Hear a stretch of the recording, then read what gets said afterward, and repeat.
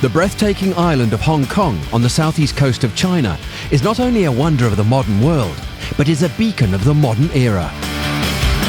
It transcends cultural borders with its unique and enduring characteristics that make it truly a special place to visit. Hong Kong was the venue for the 2017 ICF World Ocean Racing Championships, and over 300 paddlers from 33 nations descended on the island.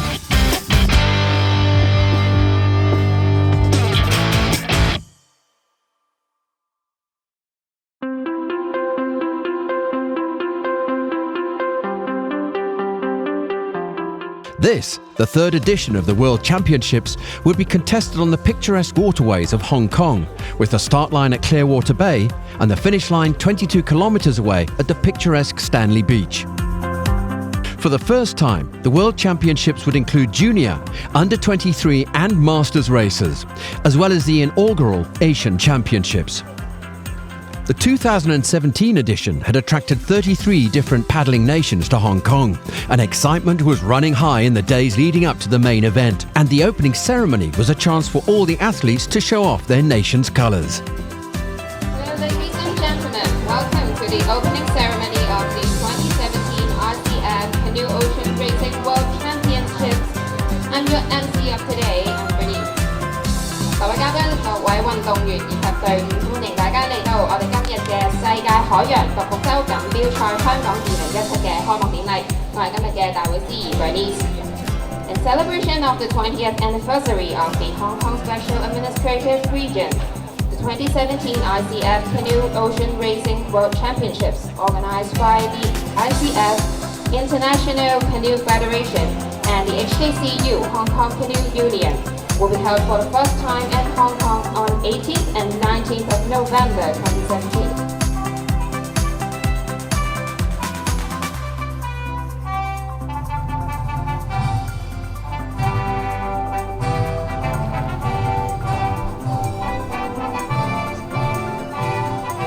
A warm welcome to the 2017 International Canoe Federation Canoe Open Racing World Championship opening ceremony.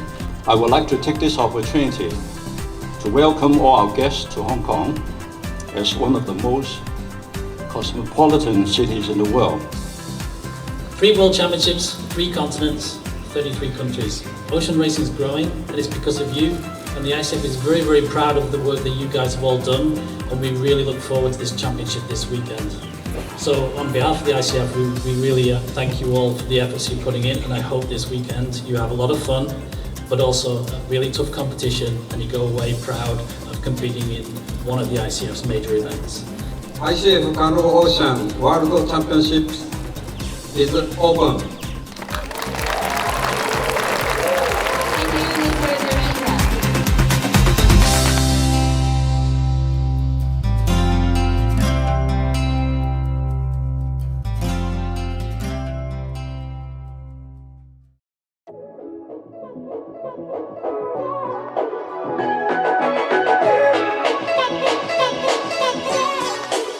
Hong Kong is undoubtedly one of the world's most thriving and cosmopolitan cities. Exploring the city, one can experience its colourful heritage, where Taoist temples nestle between 21st century skyscrapers. With a few days to the main event, athletes and officials got a chance to experience the amazing waterways surrounding Hong Kong Island, and got a close-up look at where the race would take place. The World Championships for 2017 would follow the famous Dragon Run course, which has long been a fixture on the World Surf Ski Series since 2006. The Dragon Run started in 2006, so it's been running since then, and obviously the World Championships is the first time we've hosted the World Championships in Hong Kong. So it starts at Clearwater Bay Beach out in the New Territories, and then heads south to the Nine Pins Islands. And so that first section of the course is pretty tough, with a crosswind typically over your left shoulder.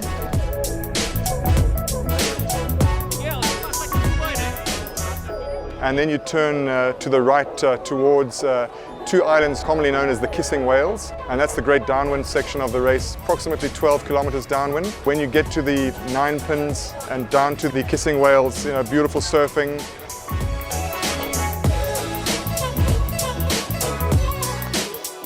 from the kissing whales into the sea school, another tough section, approximately 5 kilometers, and depending on the direction of the wind, it can be headwind straight into the finishing line. So a tough portion to finish the race.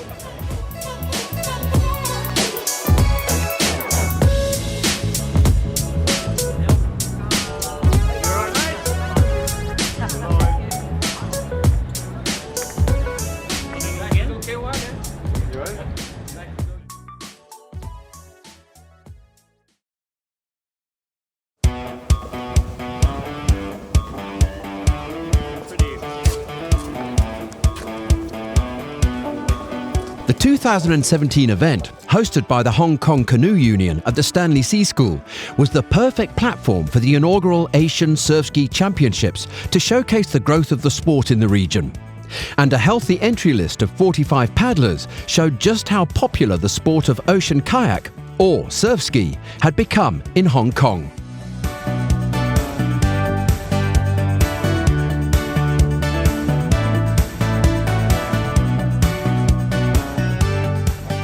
The inaugural Asian Surf Ski Championships attracted athletes from around all of Asia, and conditions for their race were simply spectacular, with calm winds and no swell to speak of, giving first-time paddlers to the Dragon Run the ultimate experience.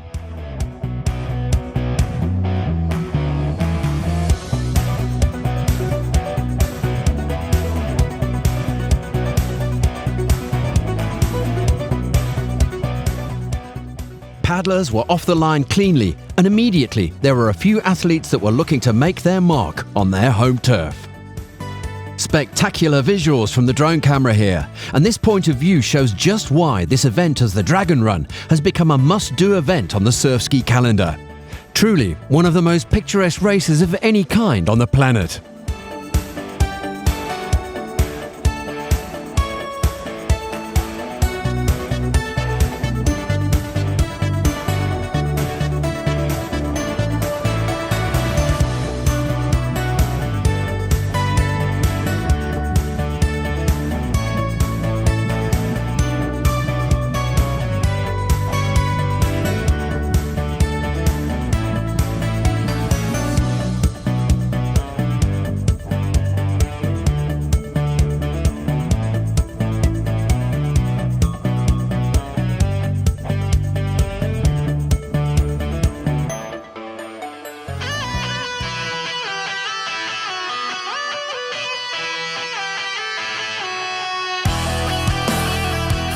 The front of the race was hotly contested, with local paddler Chung Tse of Hong Kong taking up the pull early on, with some tough competition from J.R. Adney of Sri Lanka.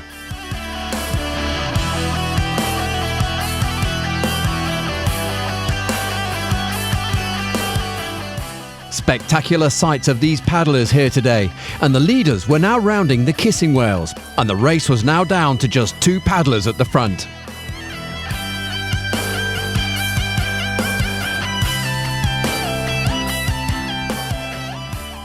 J.R. Adney was hanging on the lead with everything he had, but Chung Tse of Hong Kong had saved something for the end, and he pushes into the lead. This athlete is just 22 years old, and certainly one of Asia's talents of the future. And he won't be beaten here today. Chung Tse of Hong Kong takes the honours over the line. He will take the under-23 title, however, and J.R. Adney of Sri Lanka will cross second, taking the inaugural Asian Surf Ski Championships title.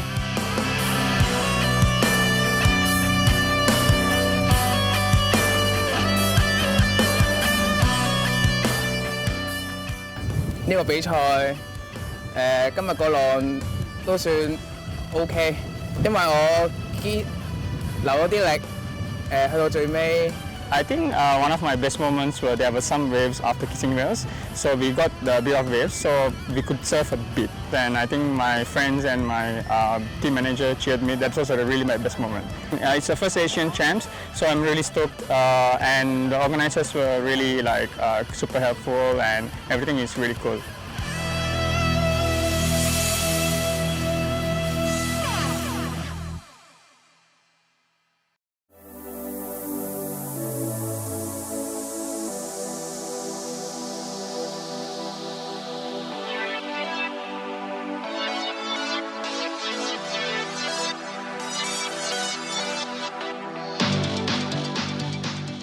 So, finally, the main event was upon us, and first up would be the Women's Ocean Racing World Championships, with 23 athletes from 30 nations entered in the elite race. And there was nervous tension on the start line as athletes prepared. Conditions for the race were looking extremely flat on the ocean, with not much prediction of any wind to assist paddlers either. We are here at the start of the 2017 ICF Canoe Ocean Racing World Championship, today women's event. We hope that we have a good competition. The wind starts to be blowing, so good competition for the girls, and it's very good to see so many women in a start of a canoeing event. The nice thing about this course is that it's attracted many different athletes, not only the surf ski paddlers. Me being one of them is the fact that it's got start in the bay and then it has a nice downwind section if the wind blows nicely, and then it has a finish in the bay, and I think that's amazing because there's a lot of other paddlers who have decided to take on the challenge of the World Championship surf ski this year. Yeah, unfortunately it's looking like there is no wind predicted, so it's going to be a flat water race. That was going to be interesting, just knowing that the kind of paddlers that are here in the women's division are mainly flat water girls. They're very strong, they're young and they're fit and they're great on the flats. And if you can get to that first turning point at 9 pins in the lead, then you're setting yourself up for a great downwind and not, really worrying about anyone else. You can focus on your own race. The start's going to be really fast, I think, fast off the start, and it's going to be hard. I've never done this course before, this is my first time, so a little bit mixture of nerves and excitement. Flat water, c'est assez plat, mais on verra si ça se lève avec le vent. It's looking flat, but I'm really excited. We're all in the same boat, and I just think it's going to be slip riding until we turn and we whip the wind. And then I just think it's working every bump and just really enjoying being in Hong Kong and in the middle of the ocean.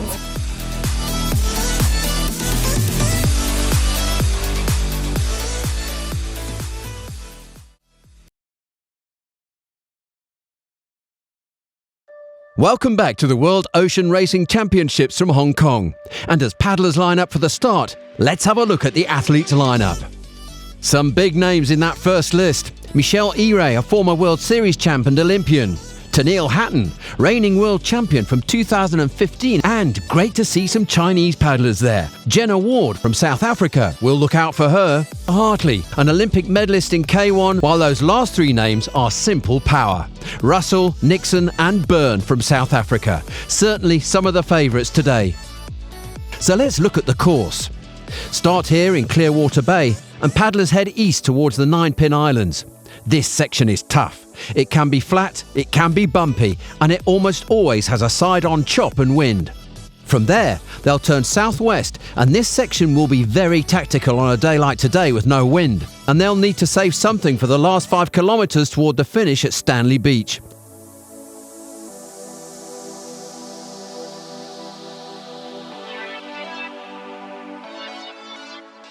On the start line now, and they are off. Spectacular drone shots for this start, and we can see a furious pace off the line, and it's Tennille Hatton from New Zealand surging to the front right away.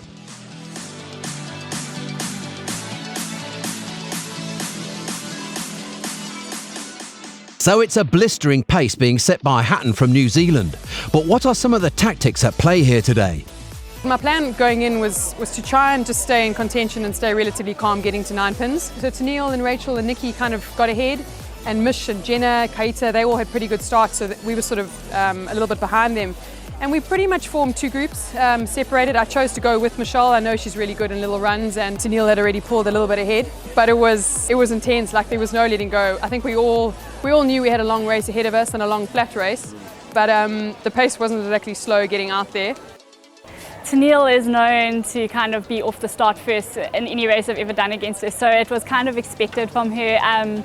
She does like to go for the hot spots, so my game plan was to kind of try and just get onto a good wave. I lined up just on the left of her so that I knew if she did go, I'd hopefully be able to get onto her side wave. Made a little bit of a breakaway from the girls that were on my tail. Took that hot spot and then turned, and I thought we were gonna be lucky enough to get a little bit of downwind. Turns out that breeze decided to disappear.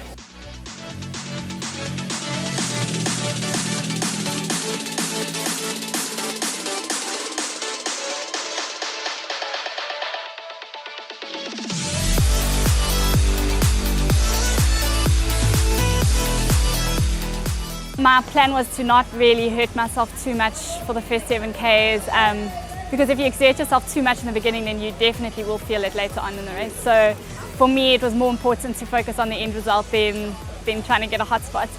Eventually approaching 9 pins, we had split, there were 2 bunches, Tennille got the hot spot. So Tennille Hatton from New Zealand will take the Garmin hotspot, and she doesn't really look like slowing down at all as they head into the 9 pins.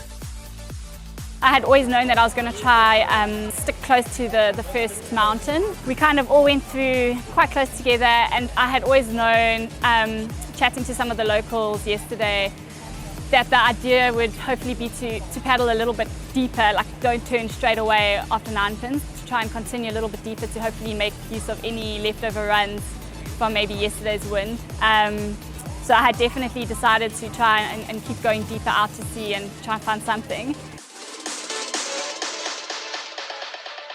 So Nixon we see going shallow there, and Byrne taking a deeper line. Hatton still just in front of them, but don't look away now as Nixon makes a charge to the front.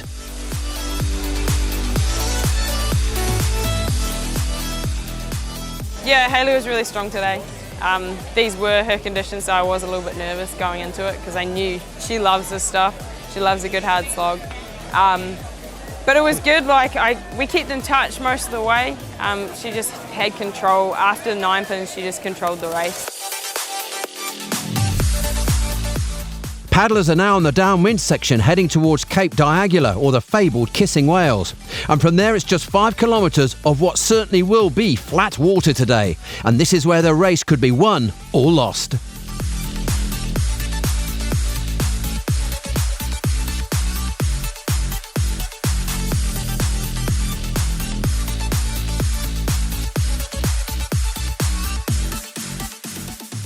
So Nixon leads Hatton. But look at Nicole Russell. She loves these type of conditions, and she is making a move with Rachel Clark on her outside.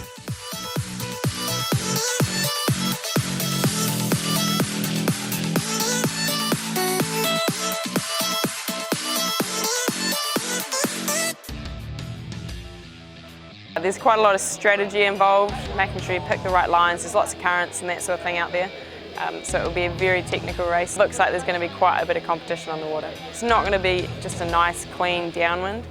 And then once we turn that point at the end, it's sort of, the wind likes to swirl around in that bay. So it's going to be, I don't know, there's all different lines you can take, and to be honest, it's sort of half for one really. But I think in that last part, it's a solid 3 or 4K where it can just be a flat out sort of sprint race, and that's where some people will catch.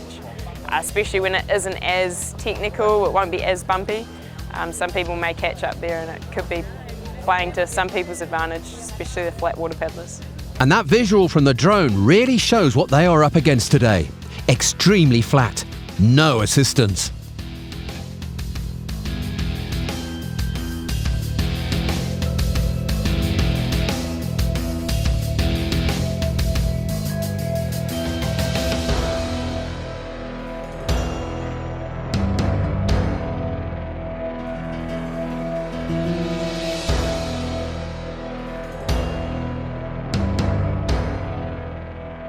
And now Nixon is putting the hammer down and making the rest of the field make some hard decisions at the halfway mark in the race.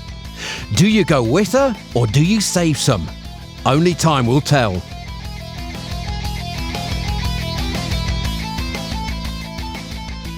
Hatton hanging on, but Nixon looks so strong, and that ocean just looks like oil, it's so calm. Cape Diagula now in full view, and you can see Hayley Nixon making a big push. Her stroke rate increasing, and wouldn't you love to know what is going through her head right now with around 8 kilometres to go?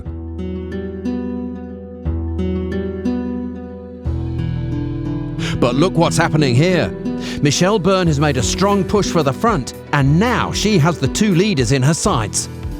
Michelle is no stranger to victory, having won multiple local and international races. And let's not forget that fateful World Champs race in Portugal, where she led the entire way. So, she has a taste for this title, and it certainly looks like she wants it too, as they come towards the Kissing Whales turning point.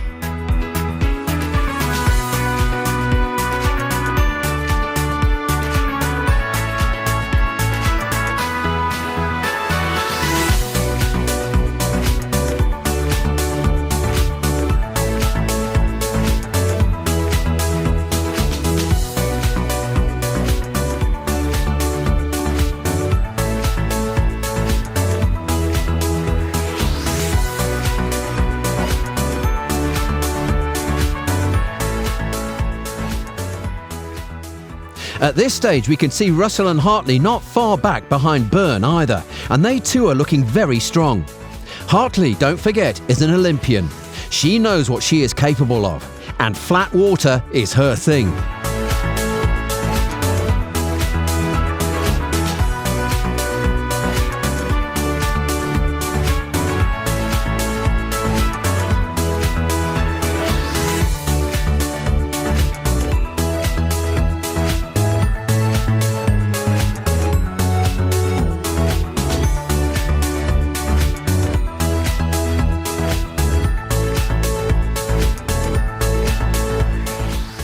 So, positions now. Nixon from Hatton, Byrne level with them too. Russell, Hartley and Clark not far back as they round the Kissing Whales, and with 5 kilometres to go, 6 paddlers still in it. One gets the feeling that anything can happen here. There was 10 girls that could have easily taken those top 3 places, and to know that you've got these girls behind you chasing you down, it can mess with your head a bit, and she kept strong, and it was really cool to see.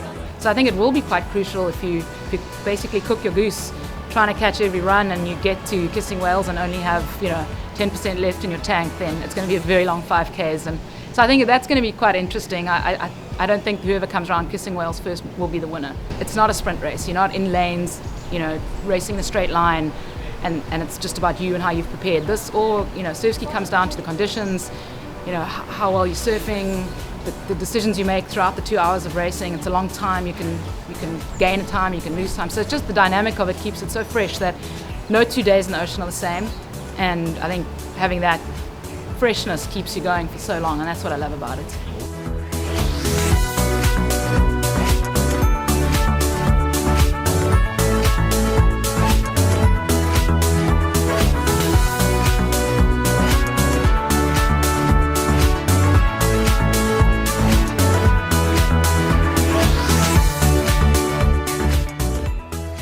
So, Hatton in the foreground, Nixon you see behind here. It's very close. But don't write off the chasing pack of Byrne, Russell and Hartley. What a finish to the World Champs this is going to be.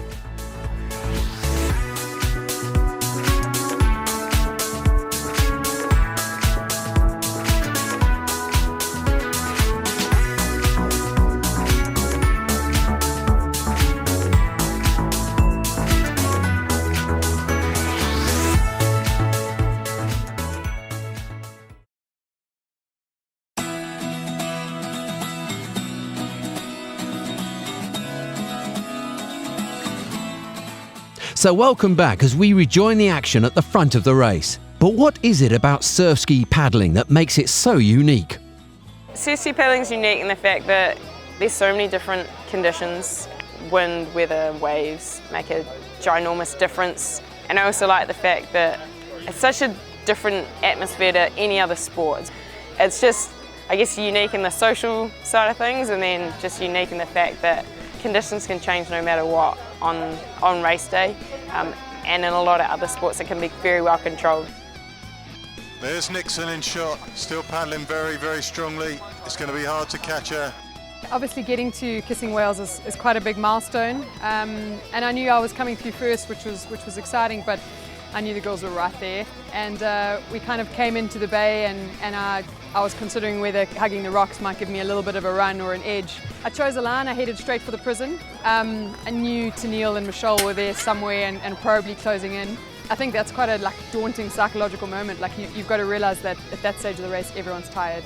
I knew I was tired, but I knew if I could hang in there, they would have to work really hard to close the gap. Nixon will be very aware that Byrne is hunting her down there. That's your 1 and 2 right now, but has Byrne left it too late? In the last kilometre I had noticed that I think I wasn't going to catch Hayley, so for me it was just making sure I hold off third place. So in my head that's all that was going through. I just put my head down and I knew how many strokes it would be. My race plan had been based on a downwind run, and unfortunately that is completely different if it's flat, and I sort of just stuck to my original plan and got a little bit flustered, but lucky enough I was actually keeping an eye on everybody. So when the other girls, the back group, actually caught me and passed me when it came to Kissing Whales, I saw that and I somehow found that energy again. So, Nixon out on her own, looking fairly comfortable, and Byrne running out of time to close this gap. But the big story is that 4 people will now contest that bronze medal.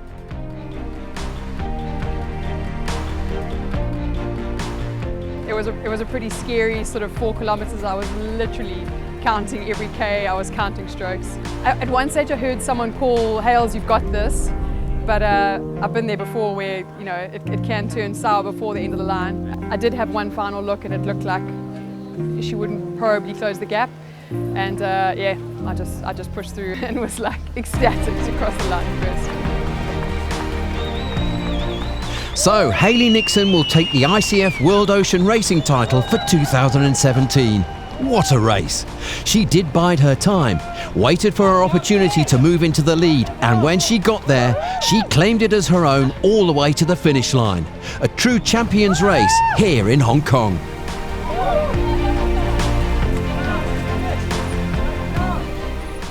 Byrne taking that silver medal place, but spare a thought for Tennille Hatton, bronze today, and her tactics just didn't pan out in the end. Nixon was just too strong. Nevertheless, a superb race for her too. Let's hear from our world champion. I think as to be expected, sort of 2 groups formed, and we basically pulled sort of side by side all the way to 9 pins, which is a good 7Ks. The hotspot prize was never on my radar. I've just learned before you can wear yourself out trying to do that. The goal was just to get to 9 pins with contact with everyone or with anybody who may be ahead of me. I just did my thing. I didn't care. I thought, I know what my heart and lungs can do. I'm going to push on and see what happens. I didn't want to be on anyone's wave and I didn't want anyone on my wave, so I took a risk and went off on my own. I've wanted to be a world champion my whole life, and I've loved the sport since the first time I got on a boat, probably in 2013, so the better part of 5 years on to be world champion is like a dream come true. Please rise for the national anthem of South Africa. So, what a day of racing out in the South China Seas. Extremely challenging with those flat conditions. Tennille Hatton taking that Garmin hotspot, but not managing to hold on for the win. So, the big news. A new world champion in South African Hayley Nixon. A well-deserved win with the perfect strategy today that paid off. Byrne from South Africa gets silver, and former world champion Hatton takes the bronze.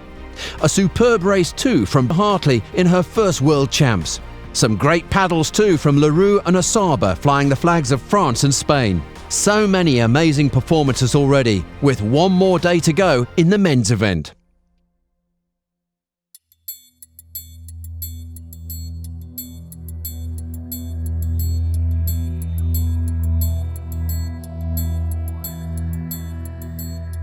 Sunday in Hong Kong, and the brief rays of sunshine that popped out early on certainly didn't give anything away as to what we could expect for the men's race, and big seals and gale force winds were predicted for the main event of the ICF World Ocean Racing Champs. A nervous tension on the beach as the strongest field ever for a surf ski race was making ready for their start.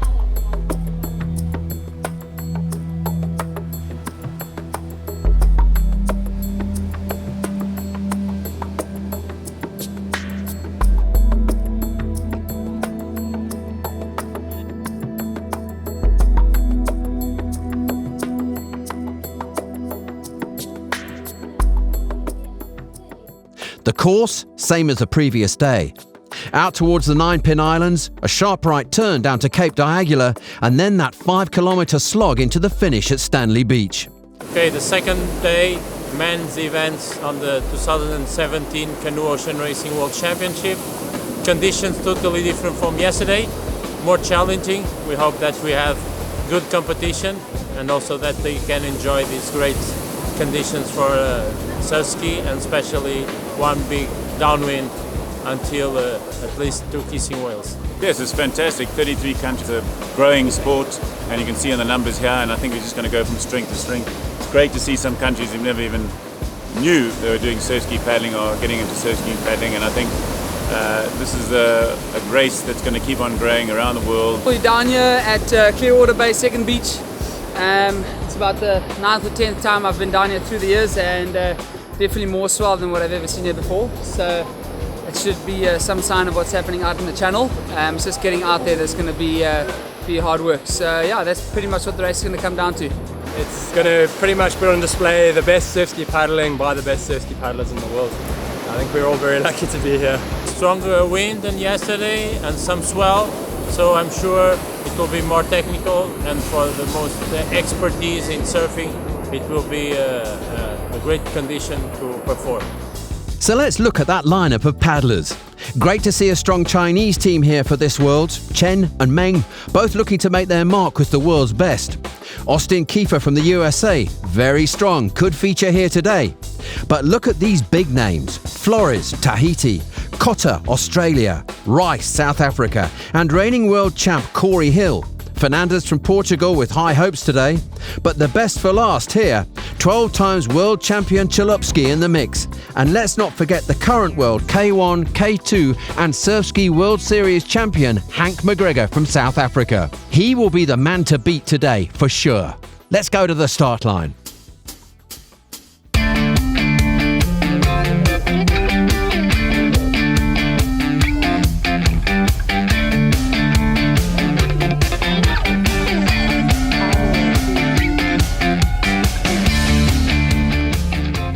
Starter horn sounding in the background, and of course a blistering pace off the start line as Hank McGregor leads them out of the bay.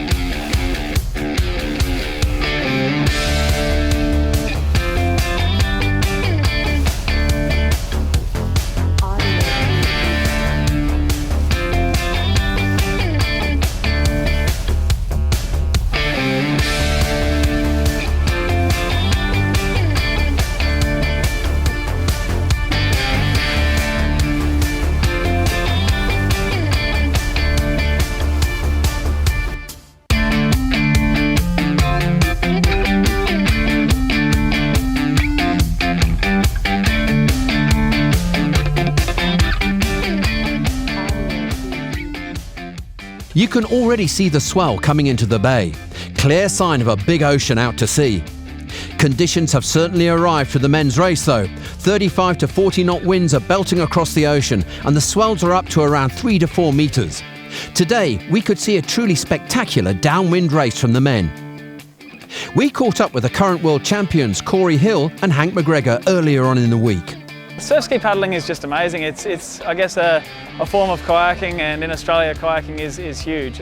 Surf life-saving as well, so you're integrating the two sports, and I just love being in the ocean. Any salt water and waves and wind, you're playing with the elements. But I'd be in the ocean if it wasn't a race, no matter what. I've done this course now 5 times, and this is the 6th time over here, and I feel like it really does suit the Australians and the South Africans, because we do a lot of training into and back from the wind. The first leg is pretty tough. I'd say it's the toughest leg of the race.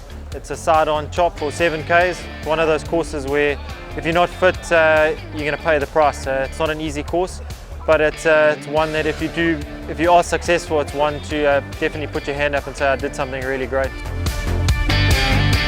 That first 7 kilometres is battling into the wind, and this weekend it looks like we are going to get a lot of wind. So you really want to put your first foot forward, get to the 9 pins in a relatively good position to then use the swell on the way back. So that's fantastic downwind for the next, I think it's close to about 11 Ks. You tend to forget that when you get to the Kissing Whales, which is 5 kilometres to go, that if you're in a good position there, it doesn't necessarily mean that that's where you're going to finish. I've had races here before where I've been winning to Kissing Whales, and my best result has been a second. So the ocean's alive, it's moving. You can either ride the swell or you can fight it. So for me, it's one of those things where you get out there and race your heart out, and obviously try and use the sea as the best you can, and obviously the assistance that comes with it. So yeah, that's what I love about ocean racing. It's never over until you cross the finish line.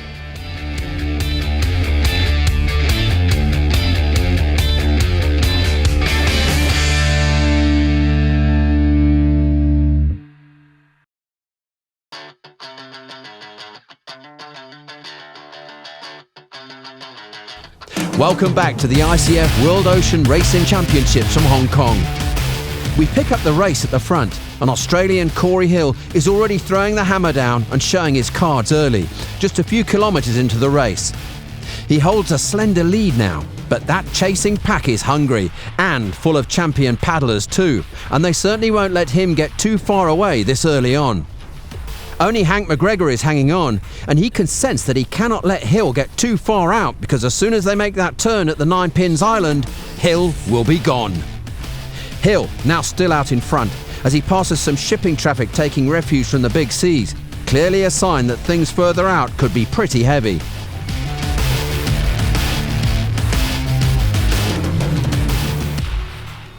Hill takes the Waikobi hotspot and now sets his sights on the East 9 Pins Island, where they will have to make the turn towards Cape Diagula. With seas like they are today, this next section will be crucial to be in good position when you enter the downwind section.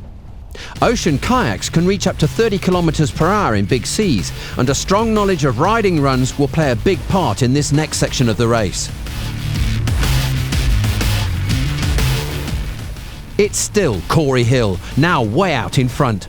The chase pack consists of McGregor, Sean Rice, his brother Kenny, Jasper Mock, and it's McGregor that now makes a move and surges forward past Rice as they round the East 9 Pins Island and move into the open ocean. Some big swells breaking up onto the island, and you can see how McGregor is using the current as it comes back off the island to give him some assistance.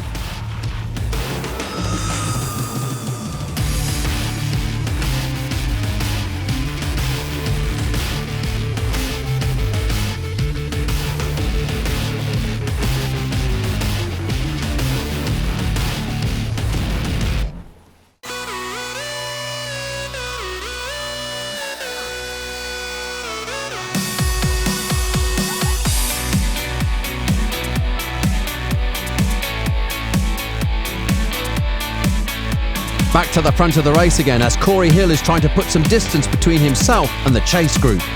He still holds the lead by about 100 metres and is working those runs now. But the chase group has him in their sights as we see McGregor and Kenny Rice, he's only an under-23 paddler too, in second and third, and Rice is having the race of his life right now, taking charge in this big sea and really showing us how it's done.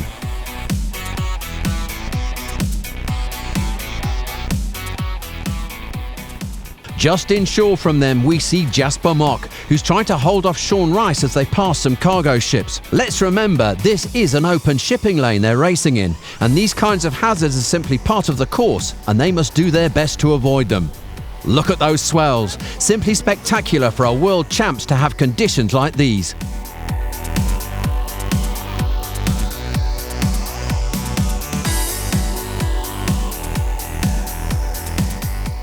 So here's where they stand right now. Hill leads from McGregor and Kenny Rice. Level with them, it's Mock and Sean Rice. But Corey Hill is looking so much in control right now.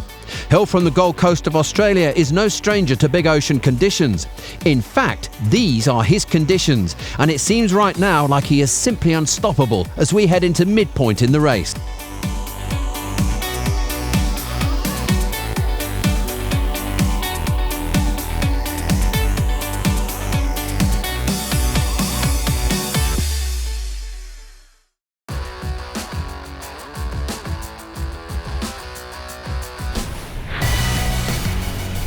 The leader now rounding Cape Diagula, or the Kissing Whales as it's commonly known. And where is the chase group? Nowhere to be seen right now. A quick look at the finishers area at Stanley. This last 5 kilometre section is normally where this race is won or lost. Back with our leader again, and look at that. The chase group has caught Hill now. We can see 3 paddlers on the inside near the cliffs, and it's Hank McGregor, Kenny Rice and Jasper Mock within striking distance of the lead now. Just 4 kilometres to go.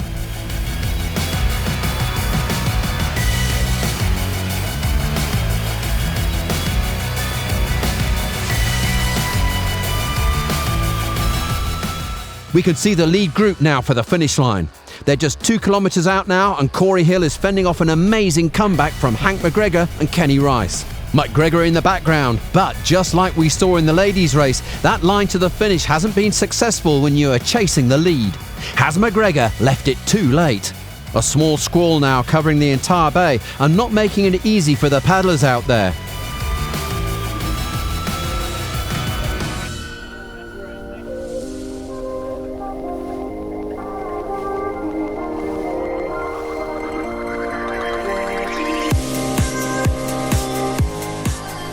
Just a few hundred metres now to the finish line, and Hill still holds on for his life. He can taste that victory now, and it'll take a miracle to beat him from here.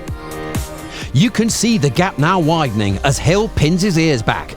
McGregor seems to have conceded, but what a race it's been, and what a show of class from Corey Hill today.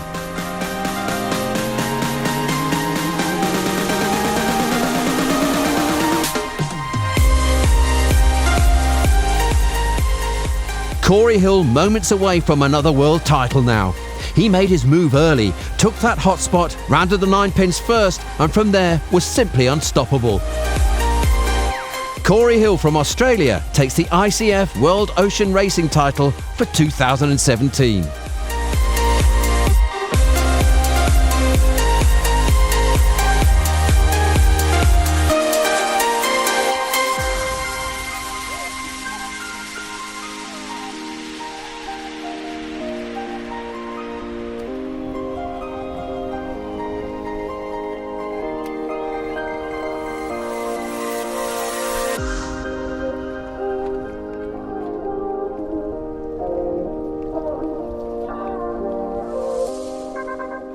A great show of sportsmanship there. McGregor congratulates the champion. He'll settle for silver today. A bitter pill to swallow when you've won literally every major race in 2017. But nothing taken away from Hill, a true world champion.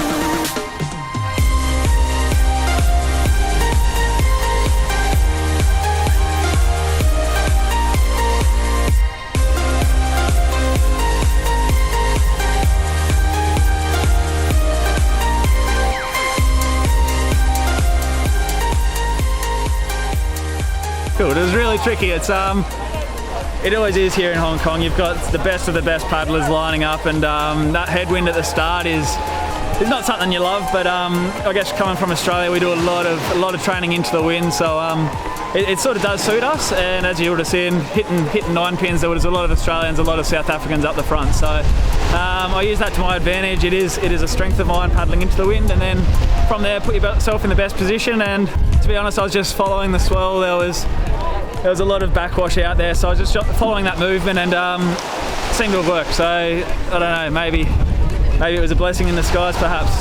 To come home with a win again is, it's a bit overwhelming really. All I can say, it was a tough day out. Hats off to the winner. Corey had a solid race, he deserved the win, and yeah, it was one of those races. It was tough all the way to 9 pins. It was really unsettling, and the water was messy, and you just had to power through. And yeah, I had a good downwind leg. I bridged the gap on Corey, and I got to Kissing Whales, and I was just ahead of Kenny Rice, and got one swamping, and I lost 100 meters in like 20 seconds. So yeah, I was only lying third. I had to catch up to second, and Corey just had the edge in the end, and hats off to him, he deserved it. Crazy conditions. That's probably one of the biggest races we've probably raced. Big groundswell running, fantastic runs. They couldn't really ask for more, so it was a pure display of surf ski.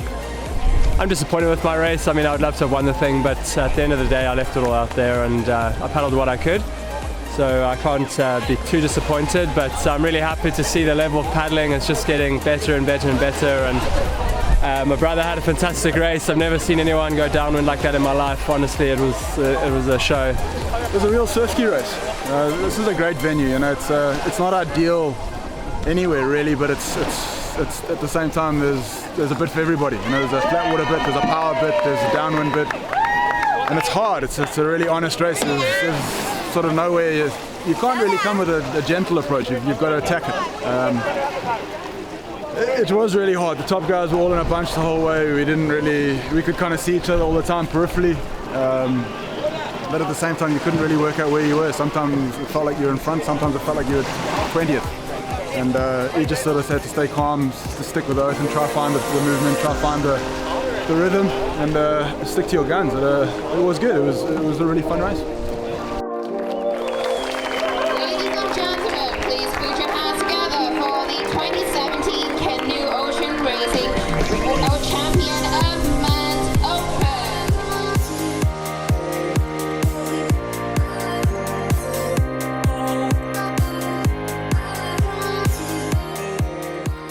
So, the final standings there. Corey Hill takes gold from McGregor. What a battle it was.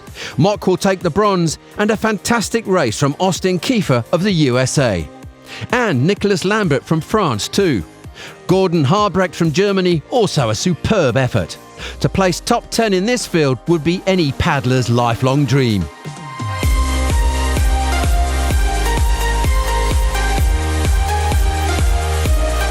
So that concludes our coverage of the 2017 ICF Ocean Racing World Championship from Hong Kong. 3 days of very different conditions saw us crown our world champions, and the first ever Asian champs welcomed a new batch of athletes into the ICF family.